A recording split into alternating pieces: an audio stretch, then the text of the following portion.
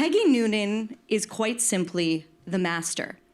She does what we try and do every day at the Free Press, to tell the truth, to make sense of things plainly and without pretension, to frame the news in a way that helps the reader make sense of things, and ideally to put things in a historical context that gives the day-to-day depth and meaning.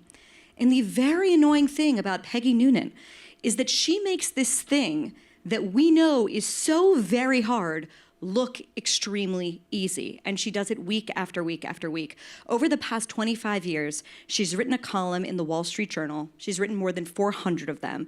400 columns is like 8 million tweets, which is my preferred medium.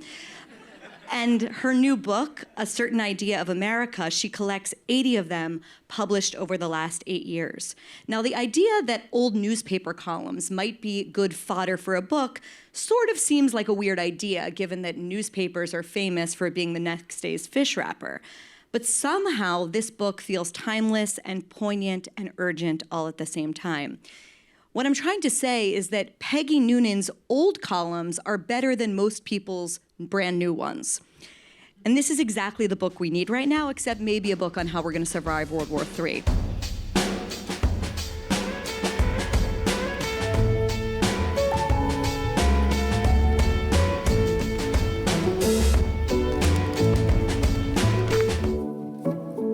So Peggy Noonan, thank you for being here tonight. Oh my goodness, thank you. And thank you, all of you, on a busy Tuesday night. Thank you, all of you, for coming. They had nowhere else to be. This is where they wanted to be. Well, Peggy, I want to start with, I guess, a question about how much things have changed. When I think of the word civilized, I think about you. You don't curse, at least not in public. You are from a generation of public figures who value things like grace and good manners and tastefulness and discretion and incrementalism and everything that we don't have right now in our public life. And I guess I want to ask, when did all of the things that you so emblemize and stand for fall so out of fashion? Oh, what's the wonderful cliche we're all using now?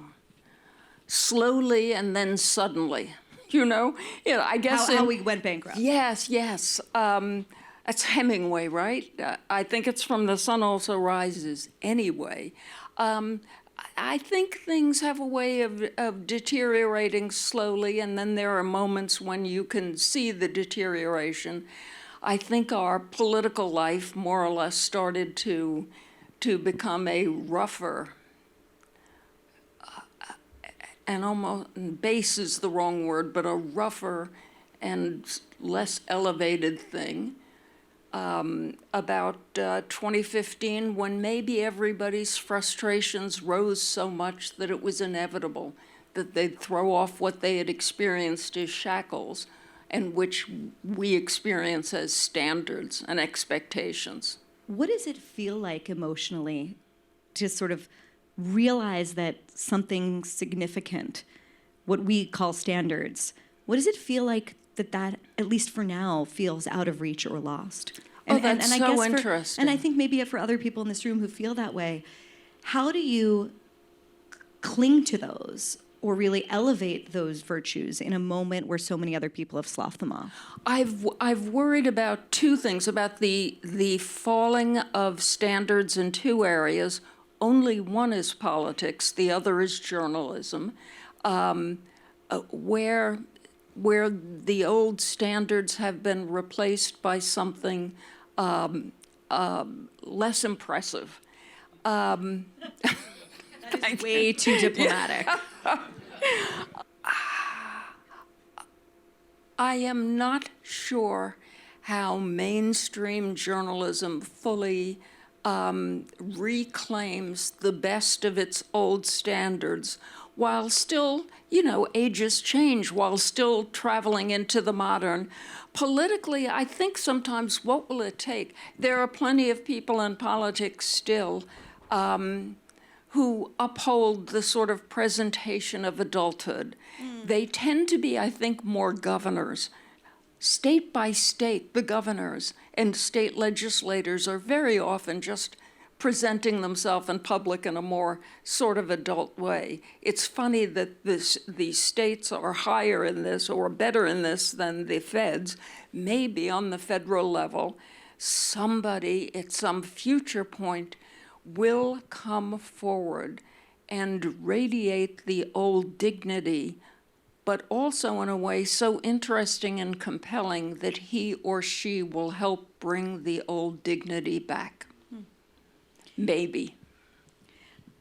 Before we move on, is there anyone that you're thinking of that has the potential to do that?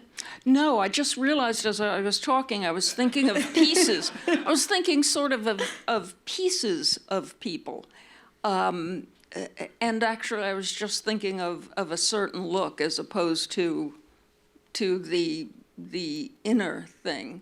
I don't know. I meet so many young people who are so deeply impressive throughout the country, maybe one of them. Before we talk about your new book, A Certain Idea of America, I want to talk about your book that's had the biggest impact on me, and I imagine your most famous book, and that book is, of course, What I Saw at the Revolution, which is a book about your time in the Reagan administration as a, I forget what the title was, special assistant, speechwriter. It was a speechwriter. And I just always love that title so much. And you see so many headlines that are ripoffs of that title. And here we are. I love it. It's incredible. Yeah. You never can top it. Now, maybe we can. Maybe we can. Maybe we just did. But it's an incredible title. And 40 years later, we are here, of course, living through a different kind of revolution with a different kind of outsider in the figure of Donald Trump that just pulled together an extraordinarily unlikely coalition of voters who swept in and not just won the presidency, but has won the House and the Senate, and arguably is sort of ushering in a tidal change of the culture. And I wonder if you could just spend a minute maybe thinking about the revolution that you witnessed and the one that we are living through right now, because I feel, as I'm sure you do, that there are some obvious differences between the two. Yes. I just came up on the train from Washington, and every time I am in Washington, I somehow wind up staying around the White House. And when I see it, I have a feeling of immense poignance, but also a protectiveness. And I notice things like Lafayette Square, the park right across from the White House that has the big statue of Andrew Jackson that somebody tried to spray paint or tear down in the past few years. It's gotten a little bit shabby looking, the whole park, and it used to look better and greener and crisper, and it wasn't all surrounded by cheap fences to keep the people out. Do you know what I mean? A good thing about Donald Trump is he's the kind of guy who would look at Lafayette Park and say, "We need a gold toilet here." He would say that marble is too cheap, first of all, get rid of that pedestal. But he would say the grass should be much nicer, and we should be taking down the fences, and this should be pretty, and people should go and bring their kids there. He would actually have that thought. It actually, I know for a fact, disturbs him that Washington's physical look has so deteriorated. The revolution that I was part of, 1980, 1988, was a revolution in the old world. America looked absolutely the same, and American people looked absolutely the same in the days after that revolution. It was a revolution within a party. The conservatives of America had laboriously over 20 years taken over the Republican Party, and suddenly they had this rather dashing, shining new president. I did a Q&A last night with a guy named Fred Ryan at the Reagan Institute in Washington. And Fred and I were remembering that we worked for the person who was then the oldest president in American history. I think Reagan was sworn in just after turning 70, which was so incredibly old then. But Reagan's White House was full of young people. We apparently were the youngest presidential staff ever. And Fred and I marveled over the fact that we had significant positions, and we were in our 20s and early 30s. There's a very good thing about that. It's good to have the young there, believing and fighting for and bringing their, not just their energy, but their freshness. Anyway, how does that compare to now? This revolution feels like a more cultural revolution, as if America is changing the way it looks and how it experiences itself and who it is. They sometimes confuse me, Trump and those around him. One of the things they're doing right now, it would seem commonsensical to me that Donald Trump, having won a fabulous victory, now it wasn't a landslide, it was a victory, but he got the popular vote, first Republican in 20 years, but it was a close victory. It'll apparently be a victory by 1.5% of the vote. But they got closely the House and not so closely the Senate. So it does, I think it can totally be claimed as a mandate, but there's mandates and there's mandates. This is not FDR in 1932, and it's not Reagan in 80. So I would think Donald Trump right now would be very eager to feel personally triumphant, even triumphalist. It's utterly understandable that the people around him feel that way. They worked hard for what they've done. But if they were cannier or more able to control themselves, the biggest thing they would be doing now would be quickly, as they are, rolling out appointees whose names everybody has to sort of lean back and think, whoa, that's an impressive person. Like Matt Gaetz.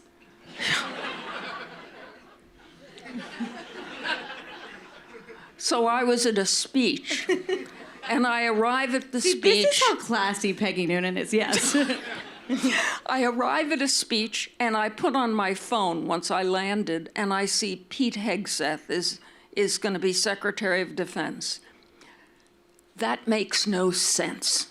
So I go and I make my speech, and I say in the speech, Pete Hegseth, he's a Fox News fellow, he's a nice man, 2 tours, Iraq and Afghanistan, culture warrior. Fine, the world needs culture warriors, but that is not the bio of the guy who runs the 3 million man and woman, highly bureaucratized, depthfully bureaucratized bureaucracy that is the Department of Defense, which runs all of the branches of the service, which is so complex. The office was held by George C. Marshall, by Frank Carlucci, by Bob Gates.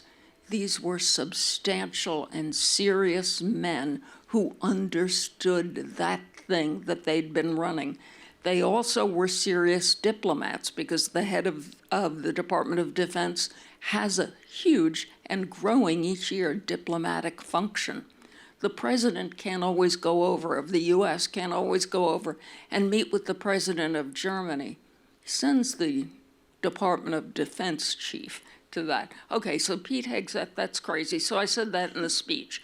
After the speech, and everybody sort of laughed and made those noises like, I agree.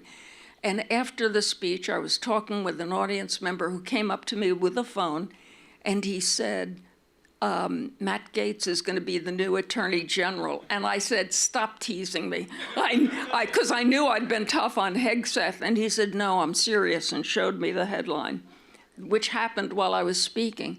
And I thought, why are Trump and his people doing the opposite of what they should be doing, which is impressing us? You know why they should be impressing us? First of all, they're Americans, and they love Americans, and it makes everybody feel better.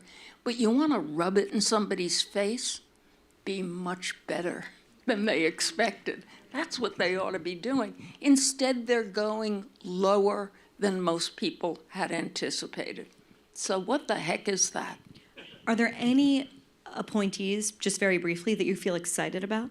Well, I was excited, no, but a feeling of good. Susie Wiles as chief of staff, a serious, stable, orderly, grown-up, mature human. Good news. Who ran a good campaign. The bar is so high. Yeah, who ran a good campaign and who knows something about executive responsibilities and functions. Marco Rubio is Secretary of State just fine.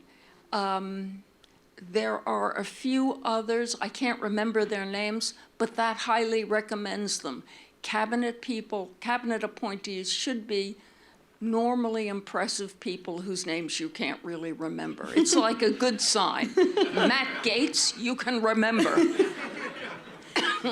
Peggy, when I think back on political rhetoric over the past 8 years, between lock her up, grab her by the pussy, the rhetoric has not exactly been soaring. And I went back and I read, really crying in the office today, both at what we've lost, but also at the beauty of the words, what you wrote for Reagan. And I just want to read a few lines, of course, maybe they're most famous you've ever written, from when the Challenger exploded. The crew of the Space Shuttle Challenger honored us by the manner in which they lived their lives. We will never forget them, nor the last time we saw them this morning, as they prepared for their journey and waved goodbye and slipped the surly bonds of Earth to touch the face of God. I would love for you to talk a little bit about what has happened to our language and the degradation of language over the past decade of American life.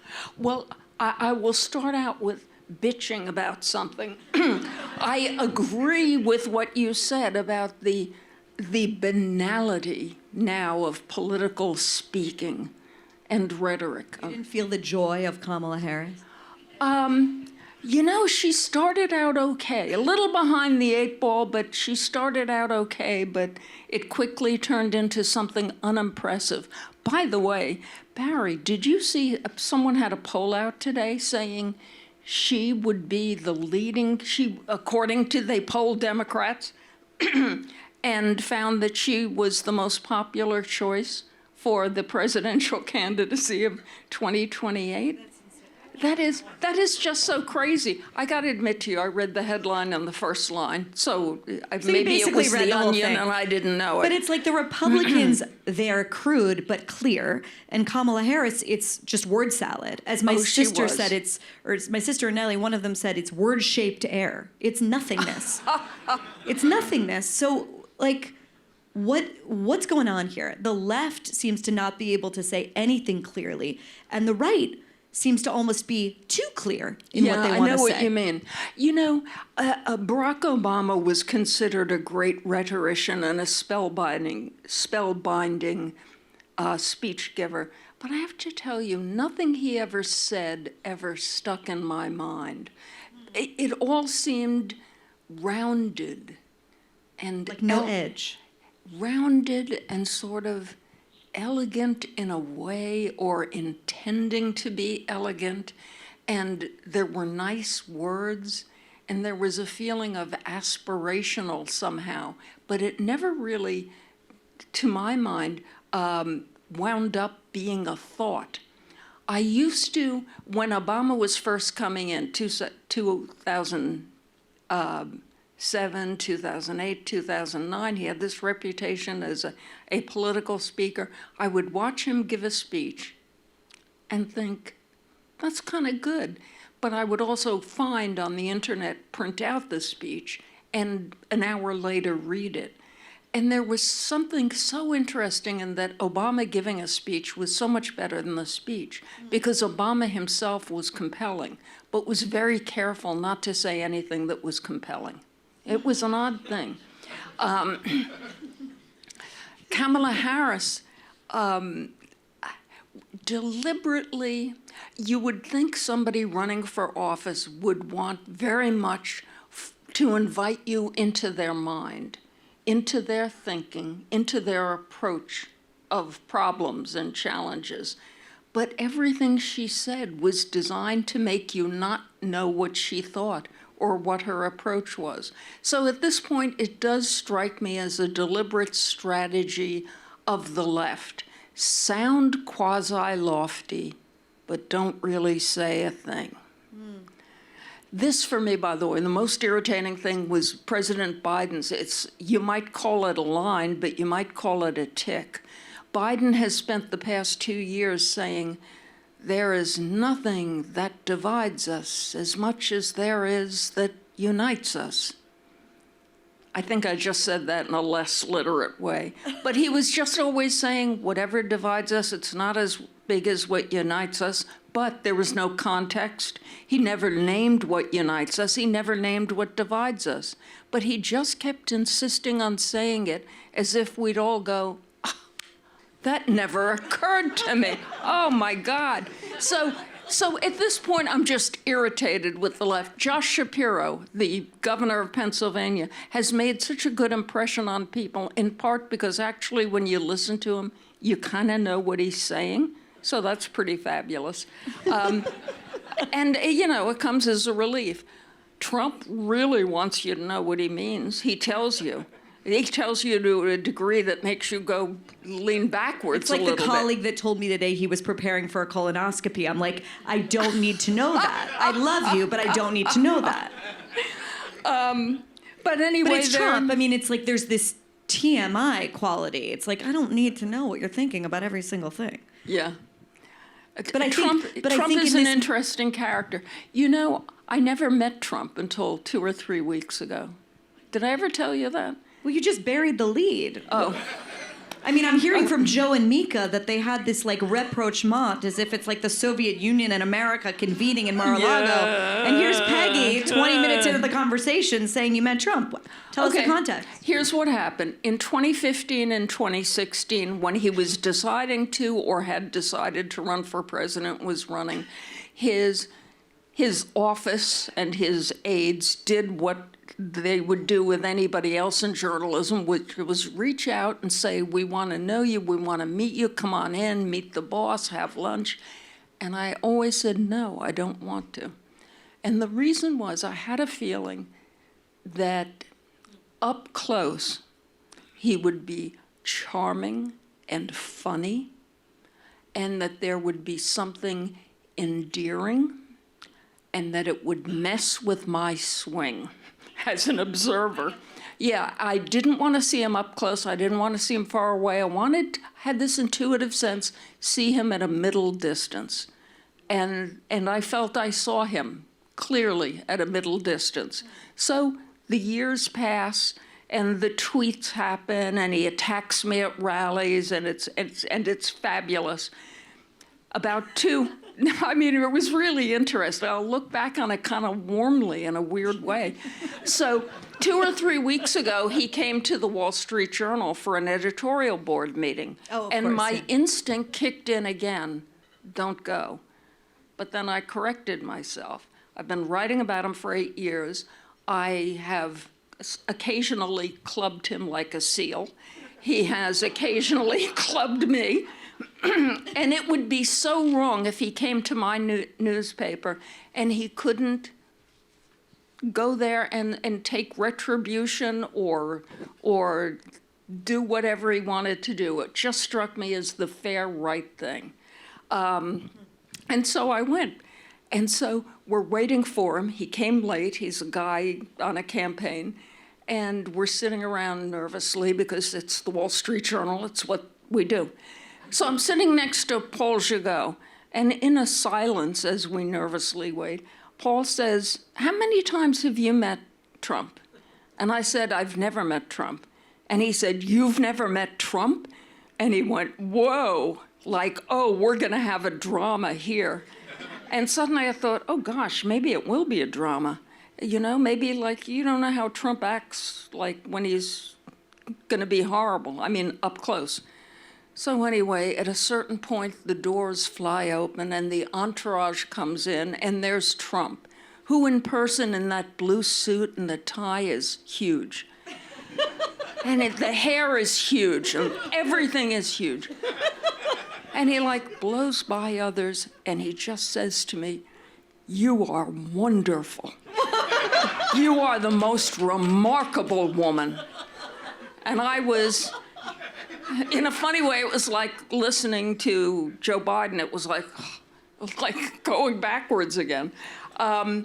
And then he sat down with us, and he was not to go off. I mean, he went on and off the record, but off the record, he was hilarious, rude, inappropriate, said things about foreign leaders that should not be said to a bunch of journalists. And I just sat back and thought by the end, honey, your intuition was right. If you'd met him in 2015, you would have loved him and not seen him. Okay, it's amazing to me that he ran up to you and said... I think maybe I exaggerated, but I would have loved him for a while. But that he ran up to you and said, you're the most wonderful person in the world. Let us remind everyone in this room about what you have written about Trump. There's a lot we could quote, but here's a column you wrote in January 2021. He is a bad man and not a stable one, and he is dangerous. America is not safe in his hands. You called him the devil, and also wrote about his apprentices, the devil and his apprentices, let me be clear. This, of course, was days after, or the day after, what happened on January 6th. You wrote, as for the chief instigator, the President of the United States, he should be removed from office, you wrote, by the 25th Amendment or impeachment, whichever is faster. This, with only a week and a half to go, would be a most extraordinary action, but this has been an extraordinary time. You go on in this column to call Josh Hawley and Ted Cruz, I thought this was funny, punks practicing punk politics. They are like people who know the value of nothing. They are careless inheritors of the nation. I could go on. I'm not going to, because I want to ask, not really to revisit that time, because I remember reading that and thinking, hell yeah, go Peggy. But you're someone who trusts in the wisdom of the American people. And the American people have just gone and reelected the person that you wrote about that way on January 7th of 2021. What are they seeing, maybe that you didn't, from a middle distance? And have you, especially having met him a few weeks ago, revised your judgment of the man? I wrote that piece. I'm very proud of it. I wrote that about 20 hours. It went up on the internet about 20 hours after January 6th. And, there are times in life when you see something and boy, you feel it and you think it and you are going to say it and you say it as clear as you can. And what I thought then is what I think now, what that day was. I will add, in fairness, I have a sister I had two sisters who were seriously pro-Trump. And one passed away a year and a half ago, and the other one is very much here. And we have talked about January 6th and what it was to me and what it was to her. And she feels it was a really, really bad thing. And they got carried away.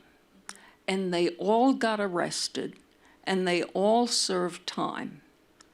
And you know what? It was one of those things, but it doesn't portend anything. That's how she feels about it. And you know what? You can fairly say, yeah. Oh, she also said, nobody came in with guns and shot people. They acted out. They'd hit you on the head if they could, but they couldn't find anyone to hit on the head.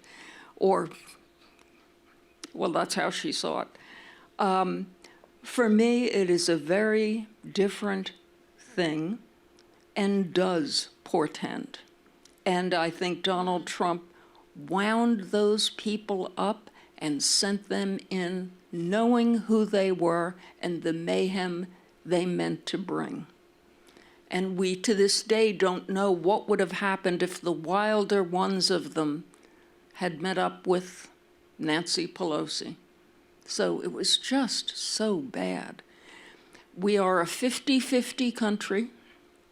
The country does not like how things have been run the past 4 years. They did not take to Kamala Harris. Even with that, it's still 50-50.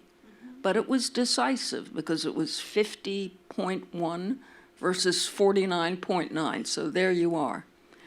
But what did the American people see, or maybe another way of saying it is, why were they willing to overlook things that even a lot of Trump fans felt were bad? How do you explain?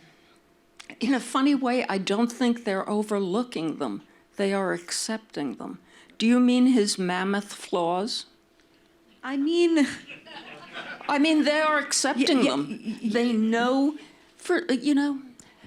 in my experience of Trump supporters, in a funny way, most of them, not all, but most are not illusioned about him really, in terms of they think he's a brander, they think he's a bullshitter, they think he's a New York real estate guy, which by definition means a person of ill repute. Thank you.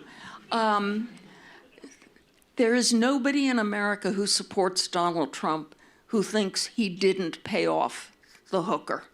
Do you know what I mean? They don't have illusions in that way. Here is the one illusion that I do see that stays. There are some eccentric people who compare him to Lincoln and Washington, except Lincoln and Washington weren't that good and that strong.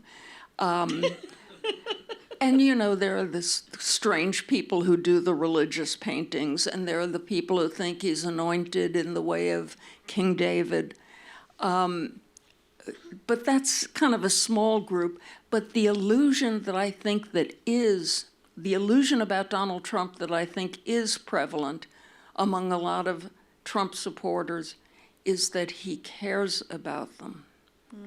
And that he really is on their side. I think, and that's a big part of his appeal, that he's on their side. When the woke mob comes, he's on their side. When the neocon warriors come, he's on their side because they've sent some boys and it didn't work out so well earlier in the century. When the bad guys come, he's on their side. My read on Donald Trump is he is not on your side. He's on Donald Trump's side. He's having the time of his life. He has impulses and opinions that he acts on, but he also has a shrewd understanding of the views and wants of the audience, and he meets it, and the audience has given him a hit show. I'm sorry to put it so bluntly, but I think that is what drives him. 8 years ago, you identified a dynamic that I think perhaps better than, there's so many explanations, right, for the seismic change we're living through. It's the elites versus it's the center versus the periphery, it's the tower versus the square. The way you identified the distinction is between the protected and the unprotected. And I want to read a little piece of a brilliant column that you wrote in 2016. The protected make public policy and the unprotected live in it. And the unprotected are starting to push back powerfully.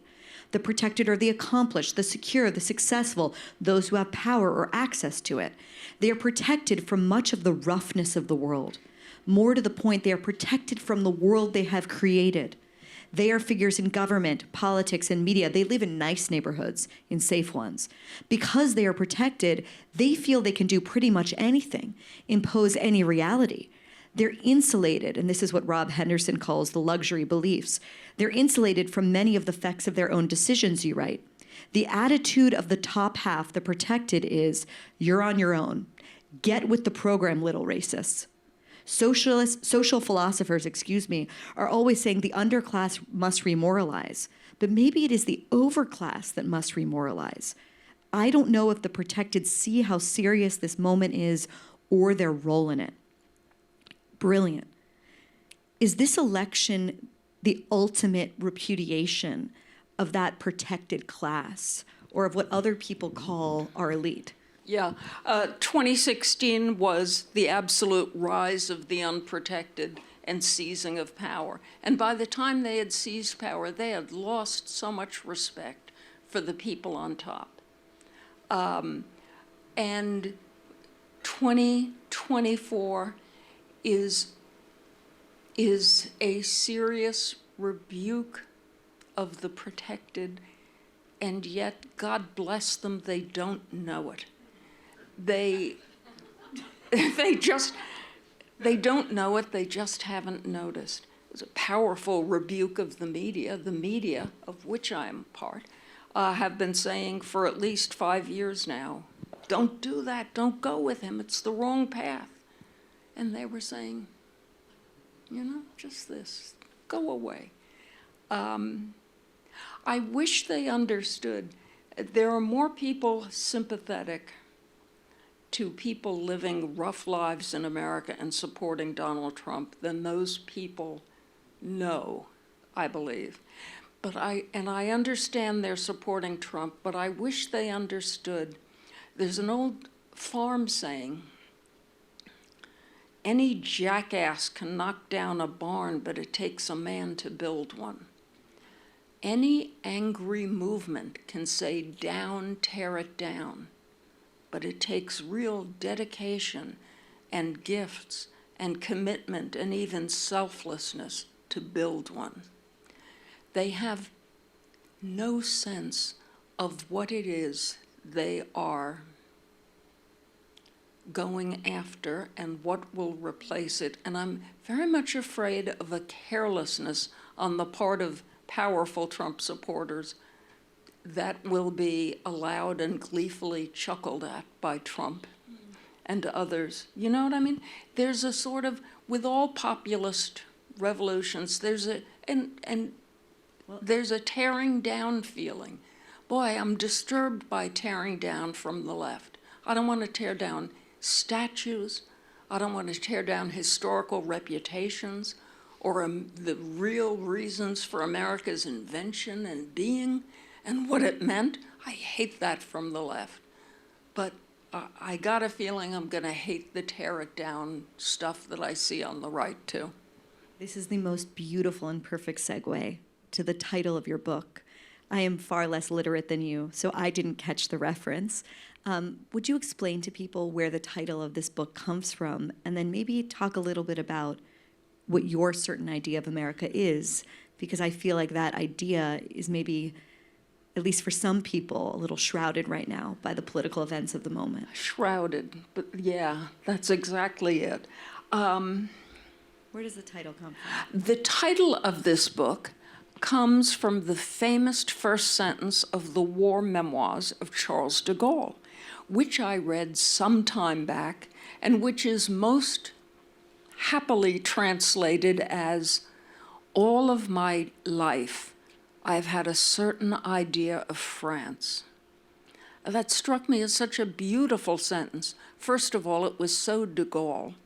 De Gaulle was a fabulous and wonderfully, legitimately conceited man who had a mystical connection to his country.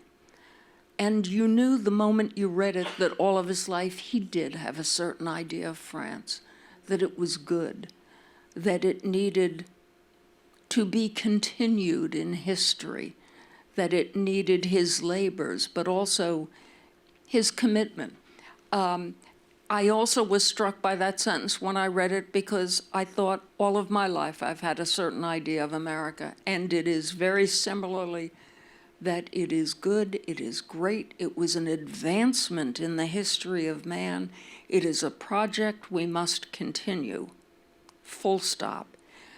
Part of what I try to do for a living now is, in a funny way, I feel almost beyond partisanship. I don't really care if it's Dems or Reps, but I care very much about America continuing, about Americans in a very bad day, if a very bad day comes, being able to hold together. And I feel very strongly about kids who, in America, who, when I was a kid, I came from a difficult and troubled family, but partly through the great movies of America, I got this impression that America itself was a really good, nice place. And I felt when I opened the door of my house to go out into America, I was going into a good place. It kind of gave me a break, a healthy place. I mean this seriously. I feel now that kids from very harrowing families, and boy, we're not making fewer harrowing families with kids growing up in them in America. I fear that those kids get a dark sense of life from the family and then open the door and have no sense that some relief comes from the outside, because they're joining an unjust country, one that is slightly obsessed with its sins and that reads its own history without a respect for it. And so I worry about kids going into this country. So I'm always sort of trying to push back a little bit against that. One of the themes that courses through all of your work and so many of the essays in this book is gratitude. And maybe you've already answered the question, but where does that come from in you? It's really gratitude and your own faith are two things that come through in so much of your, I think, your best writing here. Talk to me about those virtues and where they come from.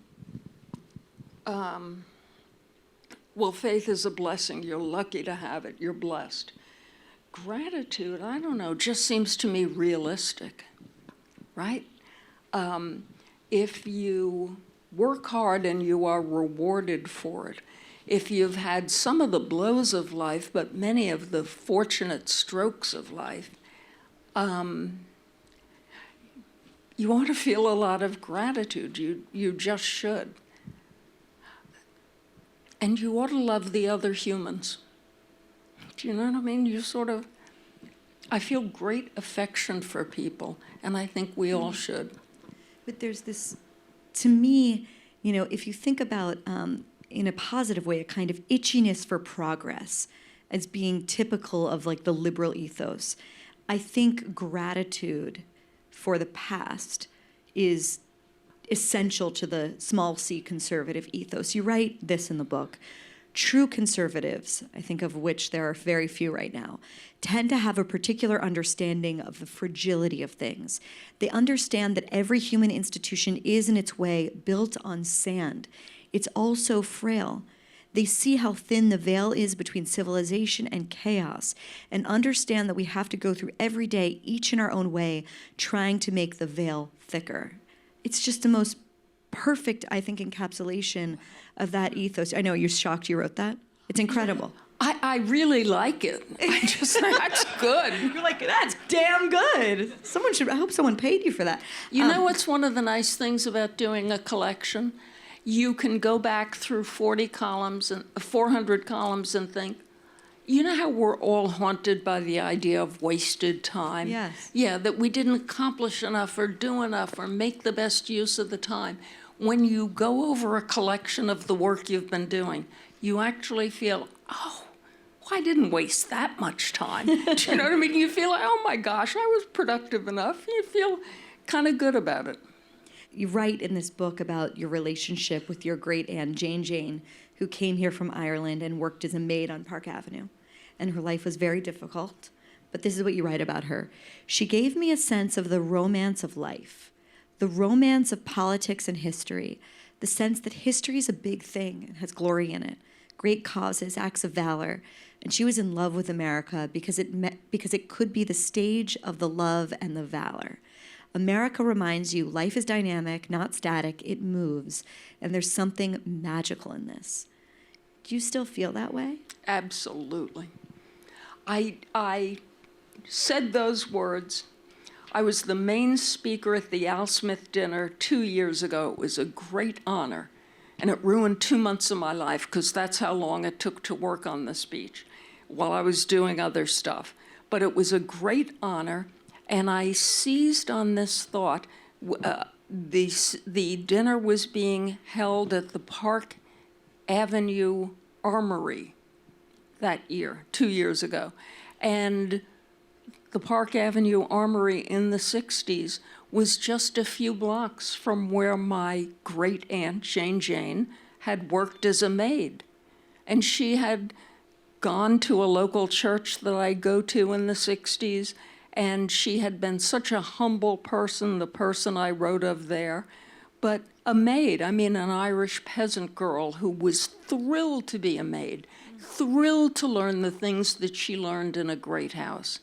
And I just wanted to talk about her, and I said to the people, you're passing these people on the street every day, and let me tell you how optimistic she felt about America, and look at me being here, coming from her family and talking to all of you. It was a great night. It was, you know, well, we talked a little baseball and other things, but it was kind of dreamy. I love it when life is a little dreamy. There's such a dreamy scene in this book where I think you're at the New York Public Library, and it's the last time you see Tom Wolfe. Oh, yeah. Do you want to tell people about that? It's just such a beautiful scene. Oh, I walked into, it was an annual fundraiser for the New York Public Library, and I am a writer, and we support our libraries.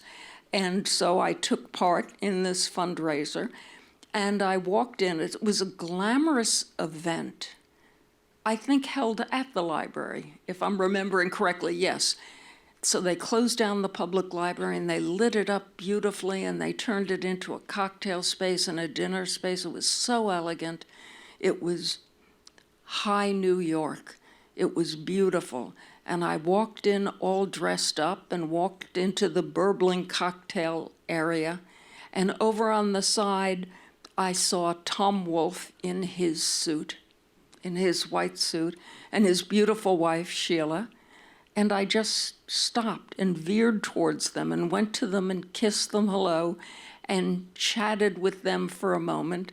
And Tom was funny, and Sheila was so charming. She's so warm and deft with people. And Tom talked about everything, Trump and politics and TV. And then we all said goodbye, for dinner was being called. And I walked towards a clump of people, and they were all chattering with each other. And I said, turn around and look at that man. That man is Dickens. That man is Zola. Look at him, just sitting with his wife on the side of the room. He was a great man. I wanted them all to notice it, and they did. Okay, well, because this is going to go down the Honestly feed, Peggy Noonan, are you ready for a lightning round? Lightning round.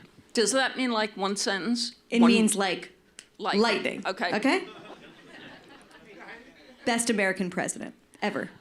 George Washington, without him there were no others, full stop. And by how he lived and led, he taught the ones who followed how to do it. Without him, nothing.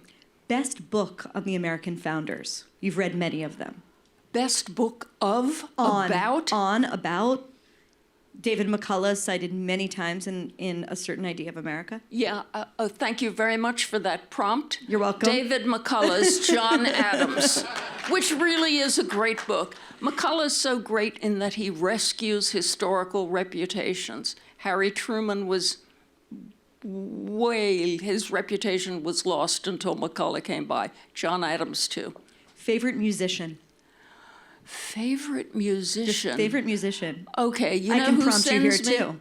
Okay, go ahead. You talk about Joni Mitchell in the book. Love her. Who else? Who else comes to mind? Okay, you know what? You know what I've been thinking a lot about? George Gershwin. I've been thinking a lot about Rhapsody in Blue and how it expressed America going up like a rocket, and also how it helped America become itself in the 20th century. I love Gershwin. I love him tenderly. I want to hug George Gershwin and his brother Ira.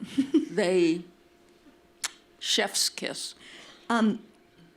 Favorite TV show? I know you've been binging the classics recently. I've been binging the classics, The Sopranos, Mad Men, Succession, which I also believe is a classic.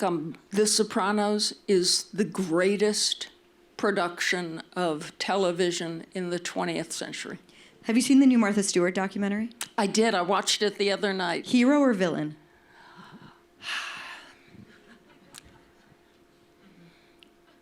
Come on, Peggy.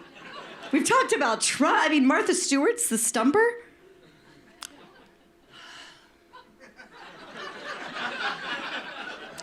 Admirable. Anybody who creates something from nothing, and the thing she created was a thing that helped other people enjoy life more and celebrate it more.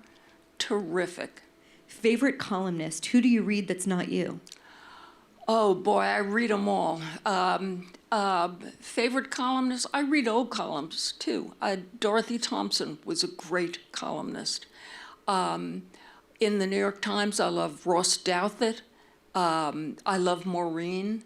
When the Mideast is exploding, I pay a lot of attention to Tom Friedman. I love Bill McGurn and Dan Henninger in the Journal.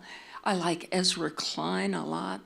But I read a lot of the Free Press. I read a lot of Substacks. I love Nellie Bowles on Fridays. Wow, me too.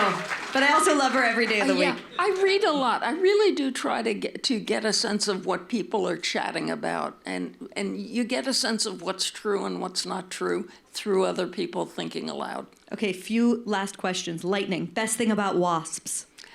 Best thing about wasps? Not the insect. Oh, the my wasp. gosh. What's the best thing about wasps? They had rules of life that still pertain and are still helpful. I could go on, but I was once with a gentleman who would qualify as a high WASP fellow. And we were at a party, and a woman walked up and said something rather rude to me, and then was rude again. And I just wasn't having her guff. And I answered her point for point, and then she left, and I felt obscurely defeated, as if I'd done something wrong, but I couldn't tell what it was. And so I turned to my friend and I said, John, you know how to do what I just didn't do right. What would you have said? And he said, oh, I would have raised my brows and said, how extraordinary. Honey, only a wasp can teach you that. I'm telling you. Nellie, and he was so right. Nellie calls it debutanting and tells me I need to learn how to do it. Peggy, what's the best thing about Jews? Best thing about Jews? Warmth, family. Jews and Italians are the same people, and they don't know it. It's no, all we do know it. And family and food and closeness. Best thing about New York. It's lightning round. Best thing about New York. You love New York. I do. In New York, you are never lonely because it is a concentrated place where the people live close, and they're happy to be there. And if you're feeling lonely, you can walk the streets and see the other people and actually talk to them. It has a beautiful park. It has beautiful boroughs. It is alive, and we got to keep it alive, and that'll be a job in the future. How do you take your coffee? I take my coffee with milk and real sugar. 2 sugars and lots of regular milk. Classic. What is your deli order? Deli order? Yeah. Deli order. I believe a deli order should be, it's 8:48, and you should ask for scrambled eggs and sausage on a roll. And they wrap it up in that silver paper, and you take it away, and then you eat it while having a paper cup of coffee, and you feel very happy. I love you, Peggy. Last few. Favorite guilty pleasure, or what is your guilty pleasure? Oh, I can tell you right away, it's Haagen-Dazs ice cream. It's vanilla. It's vanilla Haagen-Dazs ice cream, and I experiment on Amazon with getting exotic caramel sauces. And when I'm having a hard day, I actually really think it's okay because at 9:30 tonight, I'm going to have vanilla Haagen-Dazs ice cream with caramel sauce. And you're going to deserve it. You predicted Taylor Swift would be the person of the year a little while ago. Yes. Who should this year's person of the year be? You know who it's going to be. It's going to be the man who's had either the biggest comeback in American political history, Donald Trump, or the second biggest comeback since Richard Nixon in 1968. But there's no way it won't be Trump. And I wonder what journalists are going to do to find new depths of his psyche, to plumb new depths. I mean, haven't we done this for 10 years now? Haven't we read Maggie Haberman's book? Don't we know what that is? So it's going to drive profilers crazy. And one of the great things about political figures is that rightly, most of them protect their zone of privacy by not letting too many reporters get too close and ask too many questions. They don't want to share their inner psyche, their inner wounds, their joys. Donald Trump will. He'll have his favorite thing is to talk to reporters, and very often about himself. Somebody said to me recently, but he never goes deep. Wrong. He goes to the very bottom of Donald Trump. Now, that's not deep, but he shows you everything that is there. To me, he hides nothing. Peggy Noonan, thank you so much for making the time, and thank you all so much for being here. Thank you.